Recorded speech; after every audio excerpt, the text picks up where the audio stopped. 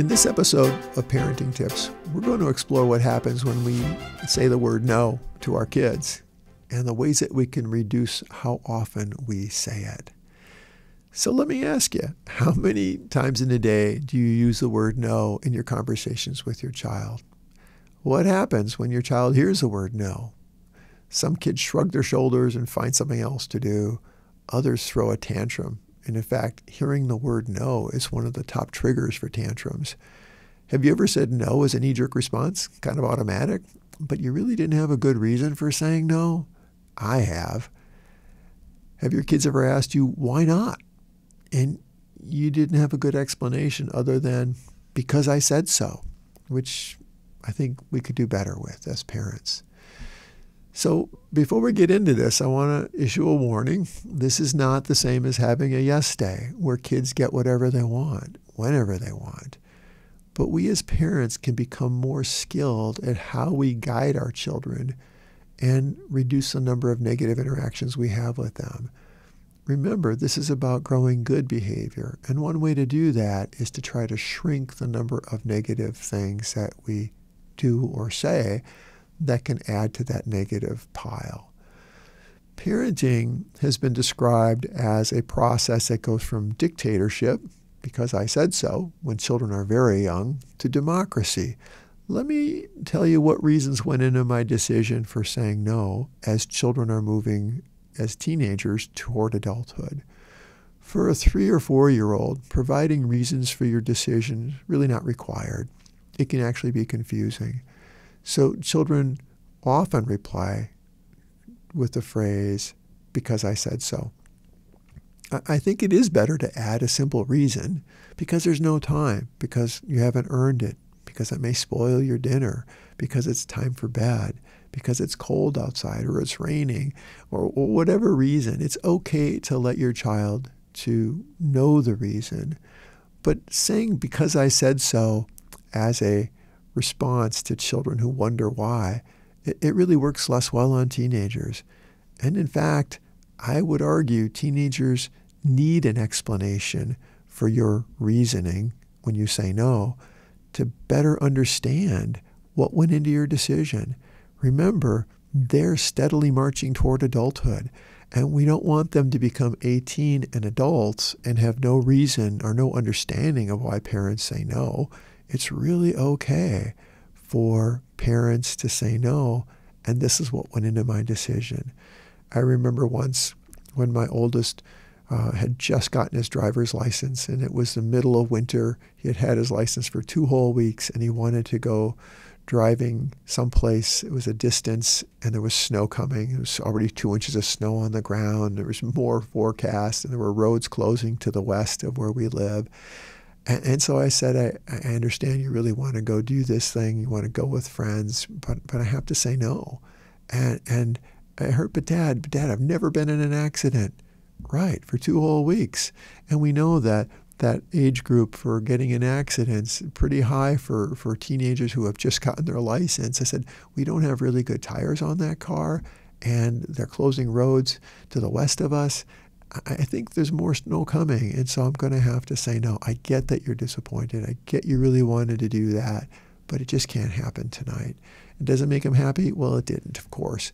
But I think kids deserve an explanation when we give it as teenagers. That doesn't mean children have to like our answers, and it doesn't mean that our explanations are open for debate. So as parents, try to keep track of the number of no's that you use in your day, just to get a baseline. Give some thought to the patterns and timing of when you have to say no. When does it happen? And what are the circumstances that seem to be present? Is it at bedtime? Is it when you're out shopping? When your child has friends over and they want something? When you say no, it is possible, even very likely, that you have done it a very quick calculation in your head about all the upsides and downsides to your child's request. Maybe the thing they want is too expensive, or maybe there's not enough time. Maybe they haven't earned it. So I want to give you a formula that may help you in responding to a child's request when you have to say no. Step 1, make sure you understand what your child is asking for. Again, be a mirror back to your child and rephrase for them what you heard them ask for. What I heard you say is you wanted a snack, or you wanted to go play outside, or it sounds like you want to have a sleepover with your friend, or you want to buy something from the store right now. And step 2, problem solve with your child what sorts of challenges may arise with their request. Are there family rules around what they've requested? You've asked for a snack and dinner's going to be on the table in 20 minutes. I'm going to have to say no because we're going to be eating in 20 minutes. You want to play outside, but your homework isn't done yet. We always do our homework before we play outside. Or you want to have a sleepover, but you had a sleepover last night. And in our family, the rule is we only have one sleepover on a weekend after we've earned it. We need some time as a family. Or you want to get something from the toy section of the store, but it's not on our shopping list. And it's not something that we've researched, so we really don't know if it's what the quality of that toy is or if it's on sale. And so it's okay to problem solve with the child. What's going into your response? Share with the child your decision you've arrived at based on the problem solving you've just done with them. Sometimes you'll notice kids go, oh, okay, I get it. We are going to eat in a few minutes. Or I did have a sleepover last night. Or that is a family rule. Or we do have to research that because that's our family's routine. We always shop and we look and we try to decide if we can get a better deal. Be prepared for pushback, though. While some kids can agree with you and like your no, just as often, maybe more often, they will not like it at all. And so they can sometimes confuse your understanding. You understand what they want. You understand what their goal is, but you're disagreeing with them. They can confuse understanding with agreement. So you can understand what they want, but at the same time, not agree with it. They should have it. Step 5 is hold your ground. But instead of saying, because I said so, validate their emotions. I know you're disappointed, or I know you're mad. If I were you, if I were 7 years old, I would feel that way too. I would be disappointed or mad.